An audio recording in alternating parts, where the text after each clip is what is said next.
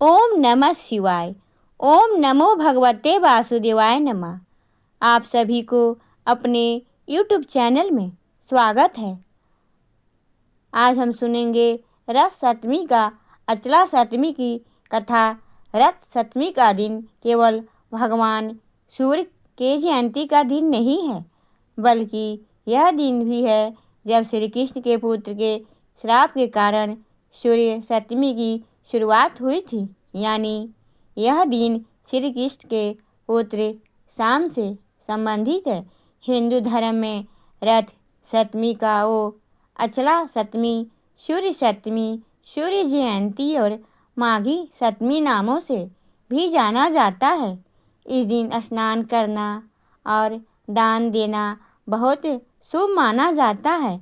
लेकिन आखिर रथ सप्तमी की शुरुआत कैसे हुई, इससे जुड़ी हुई एक पौराणिक कथा है, तो चलिए जानते हैं।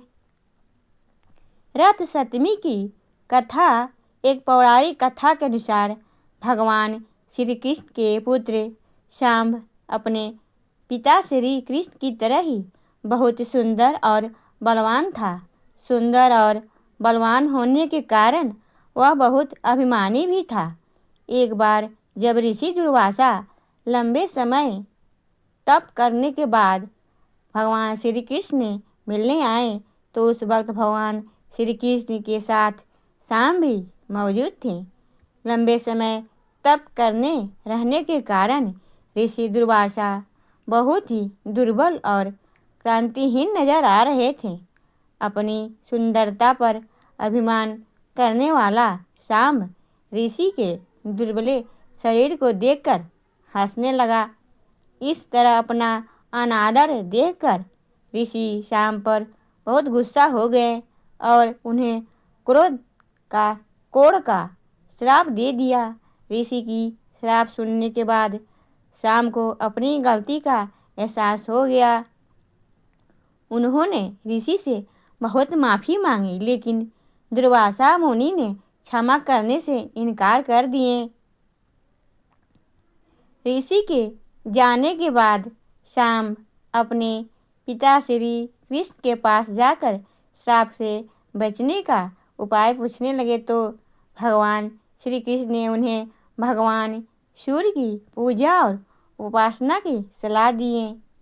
पिता की बात मानते हुए शाम्ब भगवान सूर्य की पूजा उपासना शुरू कर देते हैं और भगवान सूर्य को प्रसन्न करने के लिए अचला या सूर्य सप्तमी का व्रत भी रखना प्रारंभ कर दिया। भगवान सूर्य शाम की भक्ति और व्रत के प्रसन्न होकर उन्हें कुष्ठ रोग से मुक्ति का आशीर्वाद दे देते हैं। इस तरह भगवान सूर्य की उपासना कर शाम को अपनी सुंदर काया फिर से मिल जाती है। इस कथा से प्रेरित होकर ही लोग त्वचा रोग से मुक्ति के लिए भगवान सूर्य की उपासना और सूर्य सप्तमी का व्रत करने लगे। अचला सप्तमी की दूसरी कथा पौराणिक कथा के अनुसार एक महिला ने अपने पूरे जीवन में कभी दान नहीं किया था। जब बुढ़ापे में उसे अपनी इस गलती का एहसास हुआ, तो वह वशिष्ठ मुनि के पास गई। वशिष्ठ ने उसे अपने मन की बात कहने को कहा।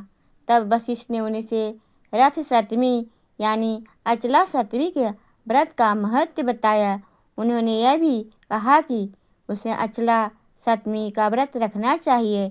इस व्रत को रखने से पुण्य प्राप्त होते हैं। उन्होंने उस बुजुर्ग महिला को व्रत रखने की विधि भी बताई। माघ महीने के शुक्ल पक्ष की सप्तमी तिथि को उस महिला ने अचला सप्तमी का व्रत रखा और विधि के अनुसार सूर्य देव की पूजा की। जब उसकी मृत्यु हुई, तो अचला सप्तमी के व्रत के प्राप्त पुण्य के फल स्वरूप उसे स्वर्गलोक प्राप्त हुआ। रथ सप्तमी की तीसरी कथा कंबोज साम्राज्य में एक राजा यशोवर्मा काफ़ी महान राजा हुआ करते थे। उनके साम्राज्य को संभालने के लिए कोई धिकारी नहीं था। उन्होंने संतान प्राप्ति के लिए अनेक देवी देवताओं से मन्नत मांगी कि उनके राज्य के एक वारिस मिल जाए। फलस्वरूप भगवान की कृपा से उनके घर में पुत्र का जन्म हुआ, लेकिन उनकी खुशी ज़्यादा दिन तक न चली, क्योंकि उनका पुत्र मानसिक रूप से बीमार था। उस समय उनके राज्य में एक साधु आए। राजा यशोवर्मा ने उनकी खूब खातिरदारी की, जिससे प्रसन्न होकर साधु ने उनसे वर मांगने को कहा। राजा ने अपने पुत्र की मानसिक बीमारी की बात कही। इस पर साधु ने कहा, यह तुम्हारे पिछले जन्मों के कर्मों का फल है, जिसके कारण तुम्हारे पुत्र की यह हालत हुई है। साधु ने इससे उबरने के लिए राजा को सूर्य रथ सप्तमी का व्रत सच्ची श्रद्धा और पूरी निष्ठा के साथ करने को कहा। राजा ने वैसा ही किया। परिणाम स्वरूप राजा को पुत्र धीरे धीरे मानसिक लाभ प्राप्त करने लगा और पूरी तरह ठीक हो गया। इसके बाद राजा के इस उत्तराधिकारी पुत्र ने राज पर शासन किया और कीर्ति यश प्राप्त किया। अगर आपको यह जानकारी अच्छी लगी हो तो वीडियो को लाइक करें, शेयर करें, सब्सक्राइब करें। ओम नमो भगवते वासुदेवाय नमः।